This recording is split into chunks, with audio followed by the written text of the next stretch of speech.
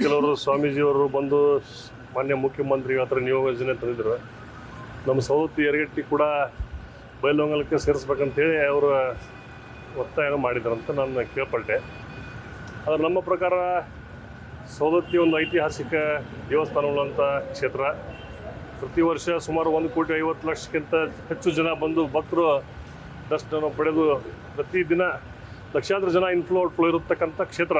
ಸೂರ್ಯಘರ್ ಮುಫ್ತ್ ಬಿಜ್ಲಿ ಯೋಜನೆಯಡಿಯಲ್ಲಿ ಸಾಂಪ್ರದಾಯಿಕ ವಿದ್ಯುತ್ ಮೇಲೆ ಅವಲಂಬನೆಯನ್ನು ಕಡಿಮೆ ಮಾಡಲು ಮನೆಗಳ ಮೇಲ್ಛಾವಣಿಯಲ್ಲಿ ಸೌರ ವ್ಯವಸ್ಥೆಯನ್ನು ಸ್ಥಾಪಿಸಲು ಅವಕಾಶ ನೀಡಲಾಗಿದ್ದು, ಸೌರ ಫಲಕವನ್ನು ಸ್ಥಾಪಿಸಲು ಮನೆ ಮಾಲೀಕರಿಗೆ ಬ್ಯಾಂಕ್ಗಳಿಂದ ಸಾಲ ಸೌಲಭ್ಯದ ಜೊತೆಗೆ ಸಹಾಯಧನವನ್ನು ನೀಡಲಾಗುತ್ತದೆ.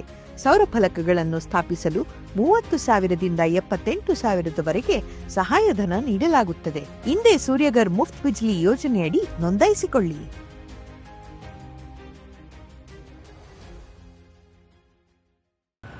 ಸೊ ಹೀಗಾಗಿ ನನ್ನ ವೈಯಕ್ತಿಕವಾಗಿ ನನ್ನ ಕ್ಷೇತ್ರದ ಜನತೆಯ ಪರವಾಗಿ ಸವದತ್ತಿ ಜಿಲ್ಲಾ ಆಗಬೇಕು ಅಥವಾ ಯರಗಟ್ಟಿ ಕೂಡ ಜಿಲ್ಲಾ ಆಗ್ಬೇಕಂತ ನಮ್ಮ ಒಂದು ಒತ್ತಾಯ. ಯಾಕಂತಂದರೆ ಯರಗಟ್ಟಿ ಭಾಳಷ್ಟು ಸೆಂಟ್ರಲ್ ಪ್ಲೇಸ್. ಯರಗಟ್ಟಿಯಿಂದ 30 kilometre Bailhongal, 30 kilometre Savadatti, 30 kilometre Ramdurg, 30 kilometre Gokak, Arabhavi.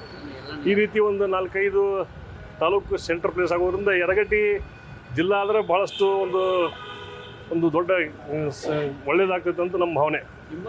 ಕೆಲವರು ಒಂದಿಷ್ಟು ಜನ ಈಗ ಸರ್ ಸವದತ್ತಿಯನ್ನ ಧಾರವಾಡಕ್ಕೆ ಸೇರ್ಪಡೆ ಮಾಡಂತೆ ಹೋರಾಟ ಮಾಡಿದ್ರು. ಅದೆಲ್ಲ ಸುಮ್ಮನೆ ಯಾರೋ ಏನೋ ರಾಜಕೀಯ ಸ್ವತಂತ್ರ ಆಗಿರ್ಬೋದು.